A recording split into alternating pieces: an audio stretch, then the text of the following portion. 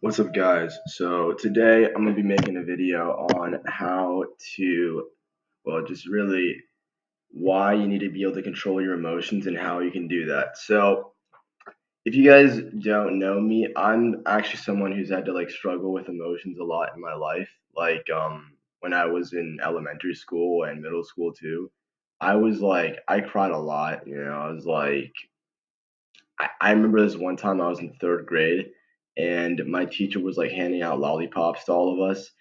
And my favorite color when I was a little kid, and it still is orange. I wanted an orange lollipop, but my teacher gave me one of those crappy grape ones. And I mean, it doesn't take much knowledge to know that grape does not taste good with candy. So I got kind of mad, and I still would get a little upset now if somebody gave me a freaking grape lollipop, but when I was a little kid, I literally just started bawling my eyes out in that instance. And that was one of those things that was so stupid. Like nobody would, not even a third grader, should cry over a freaking purple lollipop. Plus, the teacher wasn't even supposed to give us the lollipops. It was something like a minute ago. We didn't even know we were gonna get lollipops. So crying over that's just something stupid, right? But I was in third grade, so that's just to kind of give you a little perspective onto what I was like then. And honestly, in middle school, I would probably be seen crying publicly like 6 times a year, and that even followed me in high school. I mean, like a little bit, because in freshman year I cried a few times too, and a lot more times like behind closed doors. But honestly, though, I controlled my crying by the time I was in eighth grade, but definitely my emotions, I still let my emotions get the better of me for a long time. And it was really until last year I had no idea how to even control myself. But I think now I can I have a good understanding of how to do that. And honestly, my first tip is to put yourself through hard things.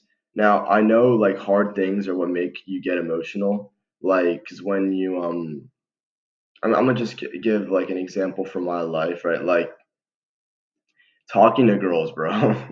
like a girl reject there's not many emotional pains that hurt worse than getting rejected by a girl. And that must have happened to me something like 5 times in freshman year. I talked to 5 different girls, they all rejected me. And the first couple of times it hurt stupid bad. Like they were both girls that I put a lot of thought into and just kind of got nowhere with. And it was those both hurt really badly. And then after that, I talked to a couple more, and they didn't really hurt as bad because I didn't put as much emotion into them. And I also had just been through more hard things. I'd already talked to girls before, so a girl rejecting me at that point was like, yeah, sucks, but whatever. And honestly, that's kind of the attitude you have to have with bad things. It's like you have to just see, you have to be very objective with bad things, right? Like you have to kind of almost you don't necessarily have to see the good things in everything because there's some things that just aren't good. Like getting shot is normally just not a good thing. Eventually it'll pay off. I mean a little bit because it'll make you stronger, but in the moment there's not very many positives to being shot. Like and yeah, it's okay to just see when you get shot, it's all right to think, well, this kind of sucks, but look at it like this, I got shot, but I'm still gonna live. It's like there's nothing for me to really be getting upset about because getting upset and starting to cry would not do anything for me. I should just sit here and think about what I can do and think about how I can better my situation. Maybe what first of all going to the hospital is probably a good idea, but also when I'm in the hospital, maybe not crying because of my condition, but just thinking what can I do to get out of here as fast as possible and get back to my normal life, right? But also with other things like just setbacks in life or difficult things in life or even family issues. I've been through my fair share of family issues, and to be honest, bro, I'm not going to go in depth at all into that in this video, but I'm going to tell you this: if anything has made me just tear up over the years, it's been my family, bro. I'd rarely ever at this point, I rarely ever tear up over anything, but if I do, it's over my family because there's just some messed up things going on there that I really just can't really get into. That just it really just does get to me. But I've even been able to control that just by like looking at it like this, like it's one of those things that really sucks. But at the end of the day, what is getting emotional gonna do for you? Like it's not gonna do much. You're not gonna gain anything out of crying or out of getting really mad and punching a wall. I mean, yeah, you can go hit a boxing bag or something. That's all right. But crying is just not going to help solve your problems, bro. And honestly, yeah, another thing you have to remember is as a man, you shouldn't be crying. And I'm not telling you this to be like this toxic toxic masculine guy. It's just the truth, bro. Like girls don't like it when you cry. They really don't. Okay, and I've had to find this out the super hard way. And people take it less seriously when you cry too. They baby you more, and they're like just looking at you and just like, just crying, it's getting emotional and everything. And it's not something you want to do, man. It's just you want to be very careful with that sort of stuff. And some people will say, "Oh, it's okay for men to cry." Yeah, you don't know what you're talking about, bro, because that's what I used to think when I was in like middle school. Like it's okay for a guy to cry because that's what I was being fed my entire life. It's okay for guys to cry. It's okay to get emotional. It's not. Okay? There's some situations where I understand you can get emotional like when your dad dies or your mom dies, but dude, other than that, you really need to be able to control your emotions like well. And that's honestly, I think something that really helped me just improve my emotions is realizing that as a man, I shouldn't be getting emotional. And and it kind of also goes into the first part of this title, which is like why it matters because dude, people will take you less seriously when you get emotional. And I'm not telling you this because I'm gonna do that myself. I mean, it's something that we kind of just do subconsciously, man. And it is a little messed up, but at the end of the day, taking advantage of this fact can get you really far in life. Because when people see that you can like even when you're put into super high pressure situations, when people see that you can just like relax and just breathe in like and then breathe out. So my eyes just kind of flared up there. When you can do that and not instead just like just start bawling your eyes out or getting like starting to punch walls and stuff, people will take you more seriously.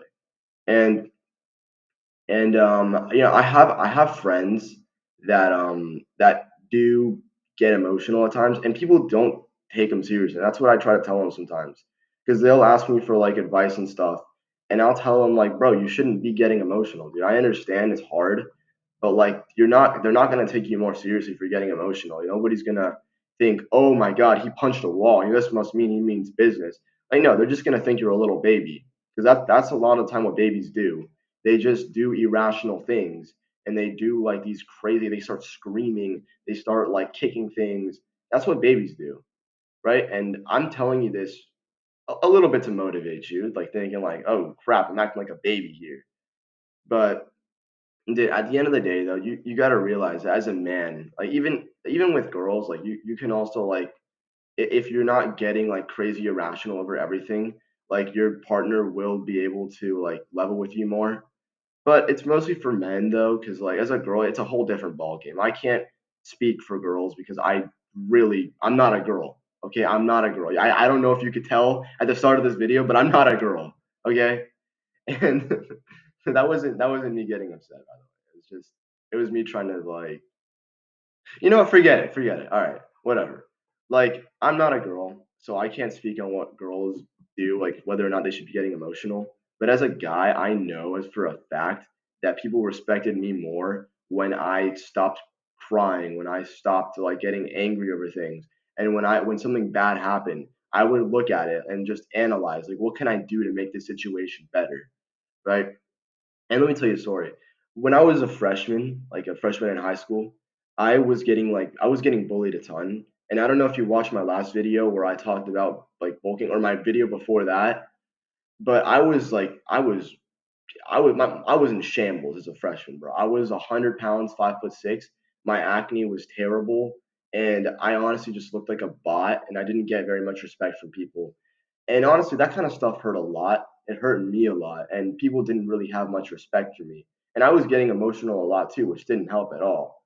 But when I came in as a sophomore, one of the things I wanted to do was get people to take me seriously. And one way I managed to do that was just whenever people just said something about me, instead of just like yelling at them or getting upset or starting to cry, God forbid I do that.